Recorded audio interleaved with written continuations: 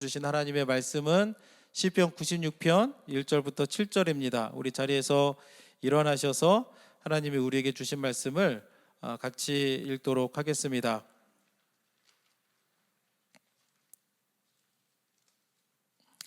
오늘 말씀은 시편 96편 1절부터 7절입니다. Today's scripture, Psalm chapter 96, verse 1 through 7. 우리 다 같이 한 목소리로 하나님의 말씀을 함께 읽도록 하겠습니다. 새 노래로 여호와께 노래하라. 온 땅이여 여호와께 노래할지어다. 여호와께 노래하여 그의 이름을 송축하며 그의 구원을 날마다 전파할지어다. 그의 영광을 백성들 가운데에, 그의 기이한 행적을 만민 가운데에 선포할지어다.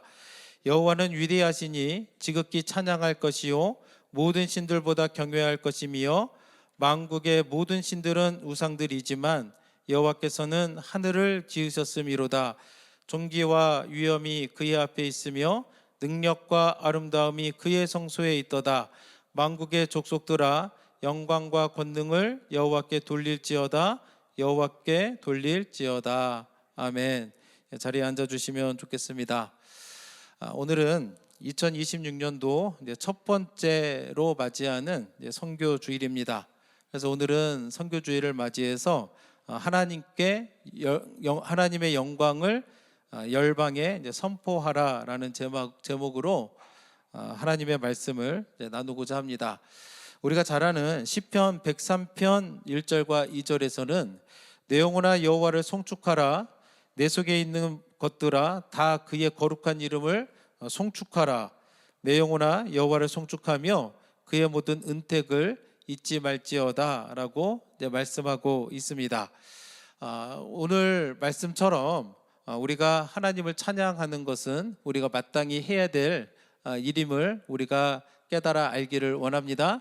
그래서 여러분들의 삶 속에서도 하나님을 찬송하며 나아가기를 원합니다. 힘든 일이 있다고 불평하지 마시고, 힘든 일이 있어도 그 가운데 함께 하시고 지키시는 하나님으로 인해서 우리의 입술에 찬송이 늘 함께 하기를 원합니다. 왜 우리가 이렇게 하나님을 찬양해야 하냐면, 이사야서 43장 21절 말씀에 보시면 이 백성은 내가 나를 위하여 지었나니 나를 찬송하게 하려 함이니라 라고 말씀합니다. 하나님이 우리를 지으신 목적이 뭐예요? 나를 위해서 지었다고 합니다. 그러면 우리가 하나님을 위해서 지음을 받았는데, 그럼 우리가 하나님께 무엇을 해야 되는가? 하나님을 찬송하게 하려고 하나님이 우리를 부르셨다라고 성경은 분명하게 우리에게 가르쳐주고 있습니다. 그래서 여러분들은 하나님을 찬송하며 살고 계십니까? 아멘. 마땅히 우리는 하나님을 찬송하며 살아가야 될 줄로 믿습니다. 왜냐하면 분명하게 하나님이 우리를 그거 하라고 지으셨다고 말씀하고 있기 때문입니다. 그렇기 때문에 성경에 보면은 찬송할 때 하나님이 매우 기뻐하신다는 것을 우리는 알게 됩니다. 그래서 하나님은 찬송 중에 거하시는 분입니다. 믿으십니까? 우리가 찬송을 하면 하나님이 우리 가운데 함께 계세요. 기뻐하시며 함께 하실 줄로 믿습니다. 또한 하나님은 찬양을 받기에 합당하신 분이심을 여러분들이 믿으시길 바랍니다. 왜냐하면 하나님은 위대하신 분이거든요. 말씀으로 세상을 창조하시고 우리를 죄에서 구원해 주신 은혜와 사랑이 한량이 없는 분이시기 때문에 하나님은 찬양받기에 합당하신 분입니다. 그래서 시편 150편 6절에서도 호흡이 있는 자마다 여호와를 찬양할지어다 라고 이렇게 우리에게 말씀하고 있습니다. 우리 호흡이 모두가 있지 않습니까? 그러니까 살아있는 사람은 누구나 하나님을 찬양하는 것이 우리의 본분이다라고 성경은 우리에게 가르쳐주고 있습니다. 그래서 오늘 본문도 1절 말씀을 보시면 새 노래로 여호와께 노래하라. 온 땅이여 여호와께 노래하라 라고 그렇게 말씀하고 있습니다. 특별히 시편 103편과 96편을 비교를 해보면 한 가지를 더 가르쳐주고 있습니다. 103편에서는 우리가 하나님을 송축하고 노래하고 이제 그 말씀을 했는데, 96편에서는 한 가지를 더 우리에게 가르쳐 주는데, 그게 뭐냐면 온 땅이 함께 여호와를 노래하라라고 가르쳐 주고 있는 것을 보게 됩니다. 왜냐하면 예수님이 이 땅에 오신 목적이 뭐예요? 온 세상을 위해서 이 땅에 오셨기 때문에 성경은 온 땅이 함께 하나님을 찬송하라 라고 그렇게 이야기하고 있습니다. 그래서 오늘 우리가 선교주일을 맞아서 온 땅이 함께 하나님을 예배할 수 있도록 우리가 마음을 하나로 모으기를 원합니다. 세상에는 여전히 예수님이 누군지 모르는 사람들이 아주 많이 있습니다. 우리는 다 알잖아요. 예수님이 누구예요? 하나님의 아들이십니다. 예수님이 누구세요? 우리의 영원한 왕이 되시는 분이십니다. 그런데 이 세상에는 그걸 모르는 사람들이 있어요. 하나님의 아들이신지도 모르고 어떻게 구원을 얻는지도 모르고 예수님을 믿으면 영생을 얻는지도 모르고 살아가는 사람들이 많은데 우리가 그들을 외면해서는 안 됩니다. 우리가 마음속에 예수님을 알지 못한 채 살아가는 그리고 죽어가는 사람들을 절대로 외면하지 마시고 그래서 오늘도 오늘 말씀을 통해서 열방을 향하신 하나님의 뜻을 우리가 깨달아 아는 시간이 되기를 주님의 이름으로 축복합니다. 먼저 시편 96편에서 우리가 주목해서 보아야 될 그 핵심 그 단어가 바로 뭐냐면 열방이라는 것입니다. 여러분들 열방이라는 말을 많이 들어보셨죠? 우리가 믿음 생활 하다 보면 우리가 어렵지 않게 듣게 되는 말이 열방입니다. 그러면 우리가 열방이라는 말을 들을 때 여러분들의 마음속에서는 어떤 느낌이 들고 어떤 생각이 드시나요? 누군가가 열방을 말하며 내 마음속에 어떤 마음이 드는가? 이미 언급했듯이 우리 주변에는 예수님에 대한 소식을 전혀 듣지 못하고 살아가는 수많은 민족들과 종족들이 있음을 우리가 기억을 해야 되고 절대로 우리는 그들을 외면해서는 안 됩니다. 왜냐하면 예수님이 이 땅에 오신 것은 열방을 구원하시기 위해서 이 땅에 오셨기 때문입니다. 그래서 우리가 열방이라고 하는 말을 들었을 때는 예수님이 그 사람들을 위해서도 이 땅에 오셨구나라는 것을 느끼며 우리가 마음을 우리들도 우리들의 시선이 열방으로 향해야 될 줄로 믿습니다. 그런데 우리가 만일 예수님을 사랑한다라고 이야기합니다. 예수님이 나의 주님이라고 고백합니다.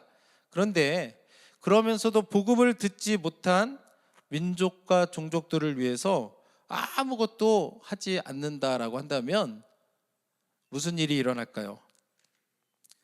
그 누구도 우리의 신앙이 옳다라고 말하지 못할 것입니다. 내 주변에서 복음을 듣지 못한 채 죽어가는 많은 영혼들이 있는데 내가 그 영혼들을 향해서 아무런 마음의 감동이 없다, 느낌이 없다라고 하면 어쩌면 우리는 우리의 신앙에 매우 심각한 병이 들어 있을 수도 있다는 사실을 우리가 깨달아야 됩니다. 왜냐하면 예수님은 유대인들만 구원하기 위해서 이 땅에 오신 것이 아닙니다. 예수님은 한국 사람들만 구원하기 위해서 이 땅에 오신 것도 아니에요. 예수님은 특정 그룹을 위해서 오신 것이 아니라 예수님은 온 민족을 위해서, 온 열방을 위해서 이 땅에 오셨다는 사실을 우리가 기억하셔야 되고 온 열방을 위해서 예수님이 십자가에서 죽으셨음을 우리는 기억해야 됩니다. 예수님께서 죽으시고 부활하신 다음에 제자들에게 나타나셨습니다. 그리고 뭐라고 말씀하셨을까요? 우리가 마태복음 28장 19절과 20절 말씀을 보시면 그러므로 너희는 가서 모든 민족을 제자로 삼아 아버지와 아들과 성령의 이름으로 침례를 베풀고 내가 너희에게 분부한 모든 것을 가르쳐 지키게 하라.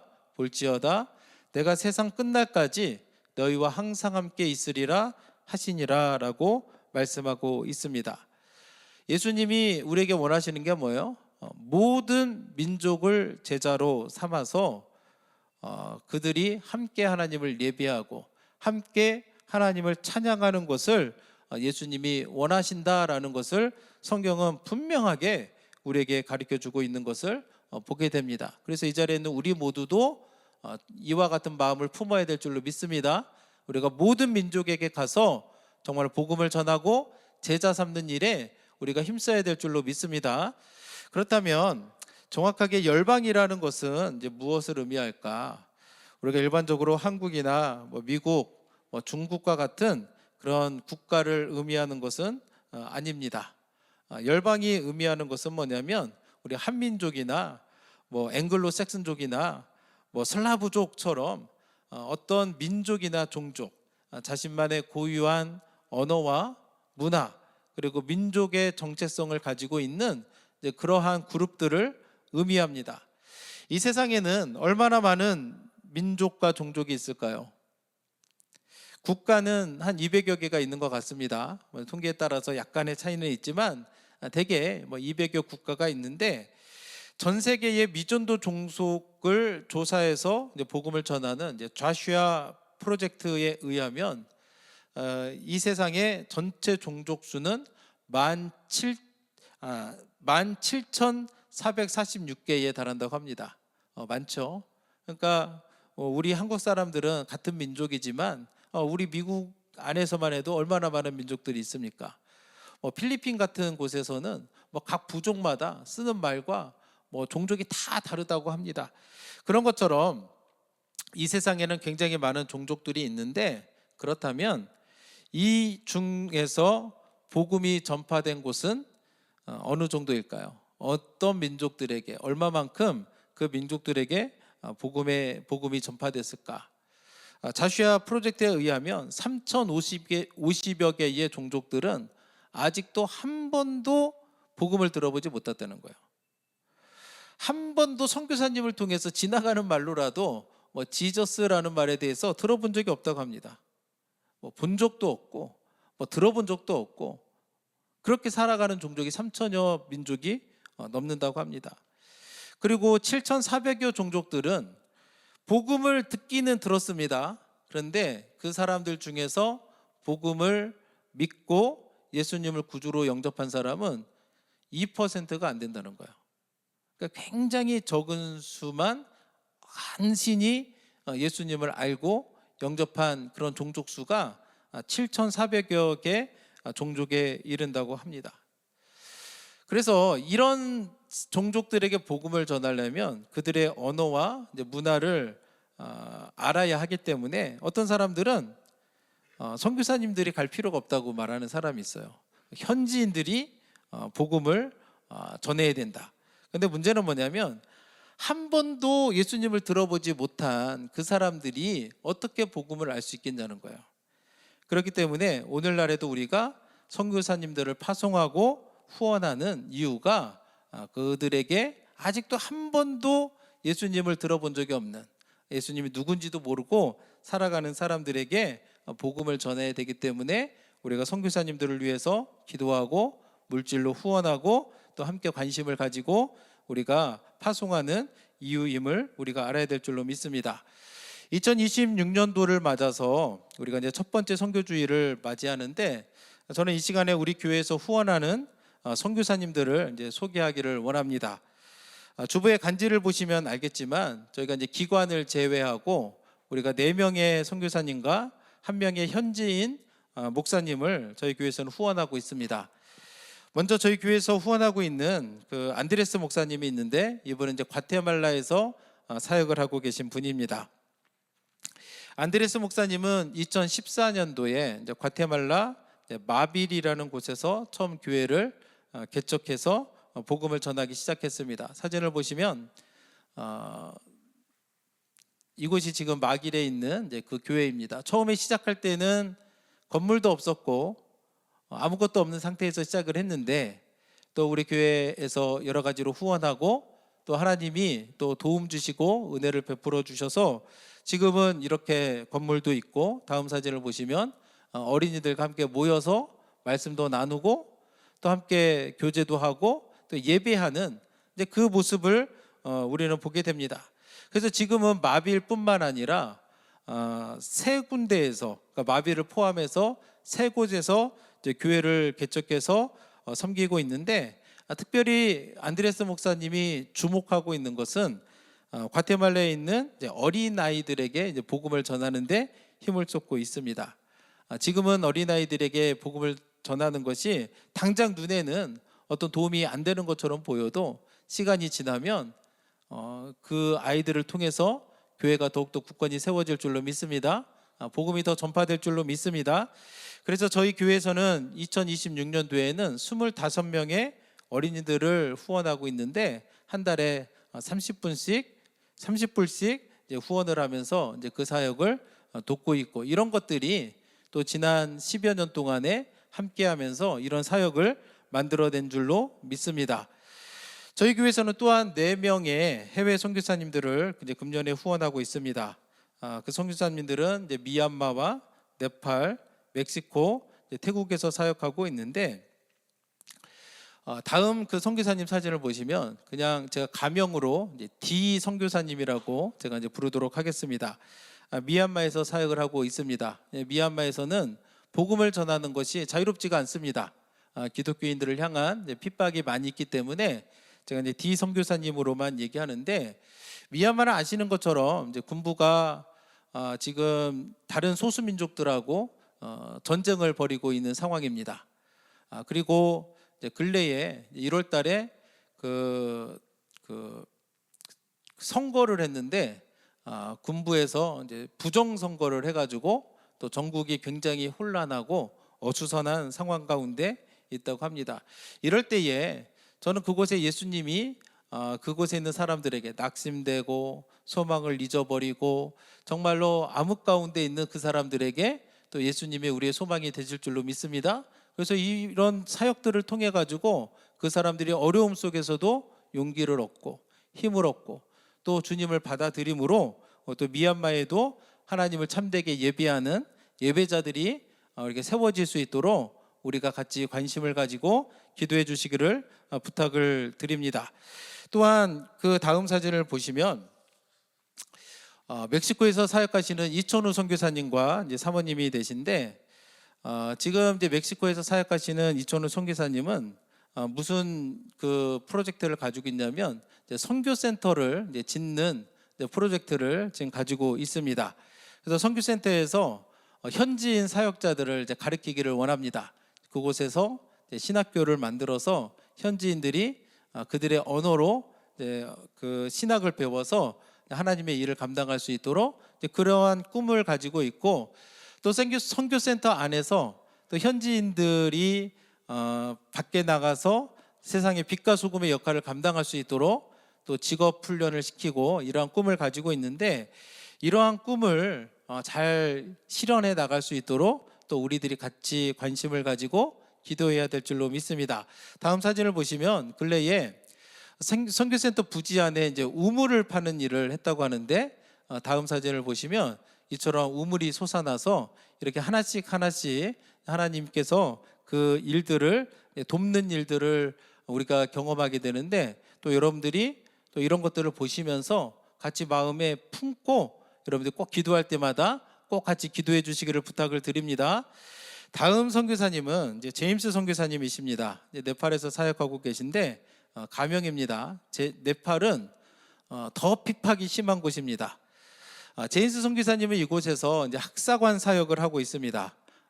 오늘날로 치면 이제 기숙사 같은 것을 만들어서 그곳에서 복음도 전하고 또 공부도 가르쳐 주면서 특히 이제 어린이와 청소년들, 청년들에게 이제 복음을 전하고 있는데, 그것과 더불어서 또 무슨 일을 하냐면 또 교회를 개척하고 또 지원하는 일도 계속해서 감당하면서 하나님 나라를 위해서 애쓰고 있습니다. 다음 사진을 보시면 지금 이렇게 어린이들 모여 있는 곳이 이제 다른 곳에 가서 어린이들에게 복음을 전하고 가르치는 모습이고, 또 오른쪽에 있는 사진이 의료 봉사를 하면서 어려운 이웃들을 도우면서 복음을 전하는 일을 하고 있는 것을 보게 됩니다. 다음 사진을 또 보시면은 이제 교회 개척을 하고 있는데, 왼쪽에 있는 그 사람들과 모여 있는 그곳에 지금 교회를 개척할 이제 준비를 하고 있다고 합니다. 그리고 오른쪽에는 이제 캠퍼스에 가가지고 학생들에게 이제 복음을 전하는 사역을 이제 감당하고 있는데, 네팔이라고 하는 곳은 이제 80% 이상이 힌두교를 믿는 이제 국가입니다. 그리고 10% 정도가 힌두교에서 파생한 그 티베트 불교를 믿고 있는데, 그러다 보니까 기독교에 대한 박해가 굉장히 심합니다. 최근에 복음이 네팔에서 굉장히 많이 전파되어서 사람들이 이제 믿는 사람들이 이제 굉장히 감사하는 시간을 가졌는데, 그러다 보니까 최근에 어떤 일이 생겼냐면 개종 금지법이라는 게 생겼다는 거예요. 이게 뭘까요? 내가 힌두를 믿고 있다가 예수님을 복음을 듣고 예수님을 영접하면 어떻게 됐냐면 불법이 되는 거예요. 그래가지고 감옥에 가게 되는 겁니다. 지금 이런 일들이 생겼다는 거예요. 이런 법이 왜 만들어졌겠습니까? 복음을 방해하기 위해서 이런 법들이 만들어졌고, 그러다니까 복음을 전하는 선교사님들도 굉장한 핍박 가운데 놓여 있는 것을 우리는 알게 됩니다. 그렇기 때문에 여러분들이 기도하실 때마다 또 하나님께서 지혜 주시고 하나님께서 능력 주시고 함께해 주셔서 그러한 핍박에도 불구하고 복음을 잘 전해서 또 죽은 영혼들이 살아나는 그 구원의 역사가 나타날 수 있도록 여러분들이 함께 기도해 주시기를 부탁을 드립니다. 그리고 저희 교회에서는 정태영 선교사님을 또 후원하고 있습니다. 지난 여름에 저희 교회를 방문해 주셨는데 이분은 태국에서 프라이족을 향해서 이제 복음을 전하고 있습니다. 작년 말에 감사하게도 현지인 목사님을 세워서 또 그 교회를 이양하는 시간을 가졌습니다. 그래서 이렇게 현지인들이 세워져서 또 그 민족들 가운데 복음이 전해지고, 이 또 프라이족이 태국에만 있는 게 아니라 라오스에도 많이 있다고 하는데 또 그 민족들을 통해서 라오스에 있는 프라이족들에게도 복음이 전파될 수 있도록 여러분들이 관심을 가지고 함께 기도해 주셔야 합니다. 우리가 선교를 돕는다고 할 때에 단지 선교지에다가 선교비만 보낸다고 그것이 다가 아니다라는 것을 우리가 알아야 됩니다. 선교비를 보내는 것 매우 중요한 일이지만 그게 내가 선교비를 보냈다 해가지고 내가 다 했다라고 말할 수가 없는 거예요. 뭐냐면 관심이 필요한 거예요. 여러분들 관심을 가지고 함께 기도해 주셔야 되는 거예요. 기도의 힘을 여러분들 믿으십니까? 여러분들의 기도의 후원이 절대적으로 필요합니다. 네팔처럼 미얀마처럼 정말로 복음의 그 핍박이 엄청 강한 곳에 여러분들의 기도를 하나님이 들으시고 그곳에 힘을 주실 줄로 믿습니다. 그래서 여러분들이 선교사님들 위해서 후원하고 함께 기도하고 관심을 가져주심으로 말미암아서 열방이 다 같이 하나님을 예배하고 하나님을 찬양하는 일에 우리가 협력하기를 주님의 이름으로 부탁을 드립니다. 그렇다면 우리는 열방을 향해서 구체적으로 무슨 일을 해야 될까? 오늘 이 시간에는 세 가지를 말씀드리도록 하겠습니다. 첫째는 우리가 무엇을 해야 되냐면 모든 민족들이 하나님의 영광의 진리를 알도록 우리가 선포를 해야 됩니다. 시편 96편 2절과 3절 말씀에 보시면 여호와께 노래하며 그의 이름을 송축하며 그의 구원을 날마다 전파할지어다. 그의 영광을 백성들 가운데에 그의 기이한 행적을 만민 가운데에 선포할지어다 라고 그렇게 말씀합니다. 우리는 예수님이 이 땅에 오셔서 우리에게 구원을 허락하심을 믿습니다. 여러분들 이 자리에 있는 분들은 다 주님이 주시는 구원을 받았죠? 그렇다면 그걸로 끝하면 안 된다는 거예요. 무엇을 해야 되냐면 주님께서 베푸신 구원을 날마다 뭐 하라고요? 노래하라는 거예요. 그분의 이름을 우리가 송축하면서 나아가야 된다라고 이야기합니다. 그러면서 뭐라고 하냐면 그분이 이 땅에 오셔서 행하셨던 일들을 우리가 같이 말해야 돼요. 예수님 이 땅에서 무슨 일을 하셨습니까? 병든 자들을 고치셨습니다. 무리를 걸으셨습니다. 그리고 보리떡 5개와 물고기 2마리로 5,000명이 넘는 사람들을 먹이시면서 정말로 생명의 떡이신 예수님이 라는 것을 사람들에게 보여주셨는데 우리가 이런 것들을 날마다 뭐 해야 되냐면 노래하고 또 선포해야 된다는 것을 성경은 우리 가운데 가르쳐주고 있습니다. 그렇기 때문에 여러분들도 우리들의 입술을 통해서 날마다 구원을 노래하고 예수님이 말씀하셨던 것들, 가르쳐 주신 것들들, 행하신 것들을 여러분들이 노래하며 선포하시기를 주님의 이름으로 축복합니다. 10절 말씀해 보시면 좀 더 구체적으로 모든 나라 가운데서 이르기를 여호와께 다스리시니 세계가 굳게 서고 흔들리지 않으리라. 그가 만민을 공평하게 심판하시리라 할지로다 라고 이렇게 말씀하고 있습니다. 특별히 10절에서는 뭐냐면 이렇게 선포를 하는 것들을 어떻게 되냐면 모든 민족들 가운데서 그렇게 하라는 거예요. 그렇게 함을 통해 가지고 모든 민족들이 뭐를 깨달아 알아야 되냐면 하나님이 다스리시는구나, 하나님이 통치하시는구나 라는 것을 깨달아 알도록 우리가 하나님의 영광과 진리를 선포해야 될 줄로 믿습니다. 그래서 여러분들은 내가 평소에 주로 무슨 말을 하는가 한번 생각을 해보세요. 내가 하나님의 그 영광을 말하는지, 아니면 예수님이 이 땅에 오셔서 하신 말을 내가 말하는지, 아니면 원망과 불평을 말하는지를 우리 돌이켜 보시고 우리의 삶 가운데 하나님의 영광을 선포하는 것이 우리들의 삶의 모습이 되기를 주님의 이름으로 축복합니다. 두 번째는 무슨 일을 해야 되냐면 우리가 선포한 이후에 모든 열방이 하나님께 나와서 영광과 권능을 올려드리도록 우리가 도와야 될 줄로 믿습니다. 시편 96편 7절 말씀에 보시면 만국의 족속들아 영광과 권능을 여호와께 돌릴지어다, 여호와께 돌릴지어다 라고 그렇게 이야기합니다. 우리들끼리만이 아닌 거예요. 모든 민족들이, 만국의 족속들이 영광과 권능을 여호와께 돌린다. 영광과 권능을 돌린다는 게 뭐예요? 예배한다는 거예요. 그들이 하나님을 예배하고 찬송할 수 있도록 우리가 도와주고 선포해야 된다라는 것입니다. 단순히 우리가 복음의 내용을 말해주는 것으로 끝나는 게 아니에요. 그들이 정말 복음의 내용을 듣고 하나님을 바르게 예배할 수 있도록, 영과 진리로 예배하며 찬송할 수 있도록 우리가 도와줘야 됩니다. 단순히 복음만 얘기하는 것이 아니라 그들이 복음을 듣고 죄를 깨달아서 주님께로 돌아올 수 있도록 우리가 도와주어야 된다는 것을 성경은 우리에게 가르쳐주고 있습니다. 그러면 지금 영광과 권능을 하나님께 올려드리라고 말합니다. 그럼 우리는 하나님을 우리가 찬송을 통해서 하나님께 영광과 권능을 올려드리는데 우리는 찬송을 어떻게 해야 될까요? 우리가 하나님을 찬송하는 것은 하나님이 우리에게 짐을 주는 게 아니에요.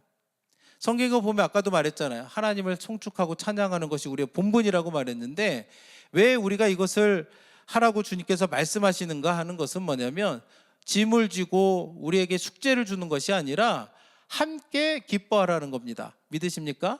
그러니까 찬양을 통해서 우리가 하나님을 함께 기뻐하라라고 주님은 우리에게 말씀하시는 겁니다. 그러면 여러분들은 가장 기쁘게 노래할 때가 언제이십니까? 언제 여러분들 가장 기쁘게 노래합니까? 다음 사진을 보시면 지금 사람들이 막 춤추며 막 노래하고 있어요. 이거 어디냐면 아이돌 콘서트장이라고 합니다.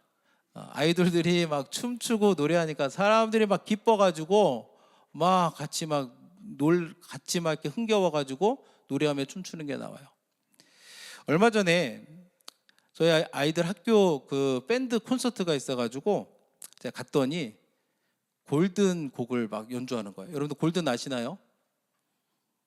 그런 곡이 있습니다. 한국 사람에 맞는 곡인데 그랬더니 애들이 막 뛰쳐나와가지고 막 춤추고 막 저는 이런 날이 오는가 싶었는데 그런 일이 있더라고요. 막 춤추고 노래하고 누가 시킨 것도 아니에요. 막 뛰쳐나와가지고 좋으니까 막 춤추고 노래하는 모습을 보게 되는데 우리가 하나님을 찬송할 때 이렇게 기쁨으로 우리가 하나님을 찬송해야 된다는 거예요. 아이돌을 위해서도 이렇게 막 기쁘고 즐겁고 찬송하는데 이 세상을 만드시고 우리를 지으시고 우리를 죄에서 구원해 주신 하나님을 찬송하는데 우리가 어떻게 찬송해야 되겠습니까? 온 마음과 온 정성을 다해서 하나님을 찬양해야 될 줄로 믿습니다. 세 번째는 우리가 무엇을 해야 되는가? 열방에 있는 사람들에게 하나님의 심판이 있음을 경고해야 됩니다. 우리는 먼저 하나님이 베푸신 구원과 진리 그리고 영광에 대해서 선포합니다. 그들이 하나님을 예배할 수 있도록 영광과 권능을 하나님께 올려드릴 수 있도록 우리가 도와주어야 됩니다. 그것이 아무리 힘들고 어려운 일이라 할지라도 우리는 그렇게 해야 됩니다. 믿으십니까? 그래서 그들이 헛된 우상들을 버리고 하나님께 돌아올 수 있도록, 왜냐하면 하나님은 심판하러 오실 분이기 때문에 그것을 우리가 가르쳐 주어야 됩니다. 5절 말씀을 보시면 만국의 모든 신들은 우상들이지만 여호와께서는 하늘을 지으셨음이로다라고 말씀하고 있습니다. 우상들과 하나님을 비교하고 있습니다. 하나님은 누구예요? 하나님은 창조주 하나님이세요. 하늘을 만드신, 하늘뿐만 아니라 만물을 만드신 창조주 하나님이신데, 그에 반해서 우상은 뭐예요? 헛된 것들이라는 거죠.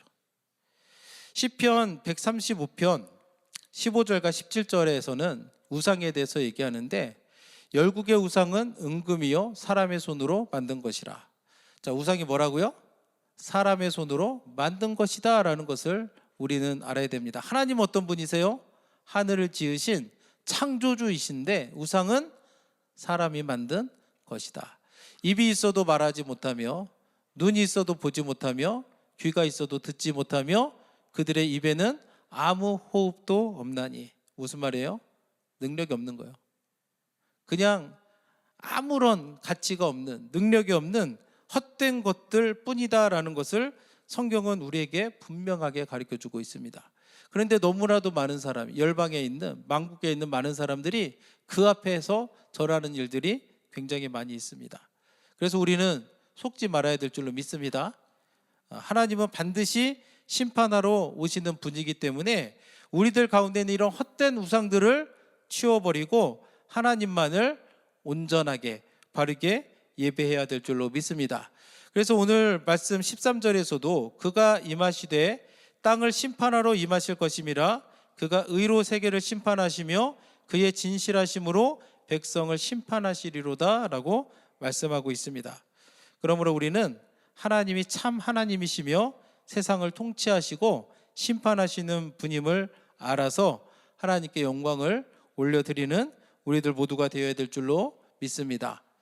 이 열방에 대해서 사도 바울은 뭐라고 얘기하냐면, 로마서 15장 9절부터 12절 말씀에 보시면 9절에서는 내가 열방 중에서 주께 감사하고 주의 이름을 찬송하리로다 라고 말합니다. 근데 이 말씀이 사실은 시편 18편 49절을 인용한 말씀입니다. 10절에서도 뭐라고 하냐면, 열방들아 주의 백성과 함께 즐거워하라 라고 말했는데, 이 또한 신명기 32장 43절을 인용한 말씀입니다. 11절에서는 바울은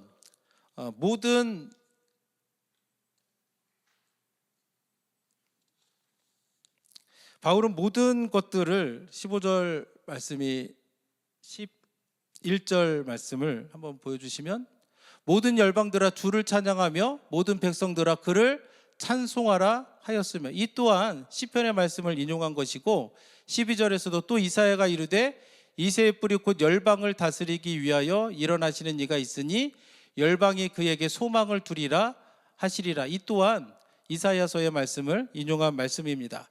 지금 사도 바울이 로마서 15장에서 열방에 대해서 말하는데, 지금 시편의 말씀도 인용하고 있고 이사야서의 말씀도 인용하고 있고 신명기의 말씀을 가지고도 인용하고 있어요. 왜 그럴까요?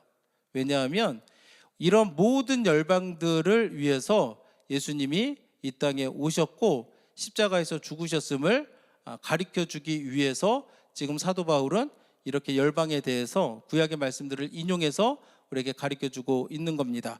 그렇기 때문에 우리는 마땅히 그들에게 복음을 전해야 되는데, 문제가 뭘까요? 우리 다음 성경 말씀을 보여주시면 로마서 10장 14절 15절 말씀 보시면, 그런즉 그들이 믿지 않는 일을 어찌 부르리요? 듣지도 못한 일을 어찌 믿으리요? 전파하는 자가 없이 어찌 들으리요? 보내심을 받지 아니하였으면 어찌 전파하리요? 기록된 바 아름답도다 좋은 소식을 전하는 자들의 발이여 함과 같으니라 라고 분명하게 말하고 있습니다. 예수님이 이 땅에 오신 것은 온 민족이 예수님을 믿어서 구원을 받게 하기 위함인데, 문제가 뭐냐면 전하지 않으면 어떻게 듣고 믿겠냐라는 거예요. 전하지 않으면. 그렇기 때문에 성경은 우리에게 무엇을 하냐면 우리가 복음을 전하는 자가 되라는 거예요. 우리는 보내심을 받은 자임을 믿으시기를 바랍니다. 그래서 우리가 항상 열방을 마음에 품고, 오늘도 특별히 선교주의를 맞이해서 내가 그리스도의 그 십자가의 복음을 전하는 일에 하나님 나도 쓰임 받고 싶습니다 라는 간절한 마음을 가지고 우리가 복음을 전하는 일에 함께 동역하며 나아가는 저희 모두가 되기를 주님의 이름으로 축복합니다. 우리 이 시간의 마지막 찬송 내는 주의 영광을 보내 또 함께 찬송하시고 우리가 기도하고 예배를 마치도록 하겠습니다.